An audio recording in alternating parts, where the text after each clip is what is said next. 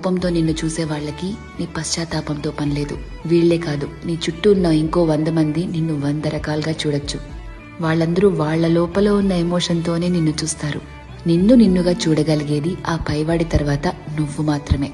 ఎప్పుడైతే నువ్వు నీలో ఉన్న తప్పులు, ఒప్పులు, మంచి చెడు, నీలో కోపాలు, నువ్వు చేసే మోసాలు, నీలో మార్పులు, నువ్వు పడే పశ్చాత్తాపాలు, నీ చుట్టూ బాధ్యతలు, నీ ఆశలు, వాటికై నీ కష్టాలు, దేవుడిచ్చిన లోపాలు, నీ ప్రయత్నాలు, ఇలా ఎదుటి వాళ్ళని జడ్జ్ చేయడానికి మనం వెతుకుతూ ఉంటామే, వాటన్నిటి ద్వారా నిన్ను నువ్వు చూసుకోగలిగితే ఎలా అన్బయాస్డ్ గా, లాయర్లా కాదు జడ్జి లాగా, అప్పుడు నువ్వేంటో నీకు అర్థమవుతుంది కదా. అదే సెల్ఫ్ అవేర్నెస్ అంటే.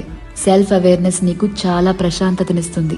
ర్యాండమ్ గా ఎవరిని ఏమీ అనలేవు, ఎందుకంటే నీకు తెలుసు ఎవరి తుఫాన్లు వాళ్లకుంటాయి లోపల అని.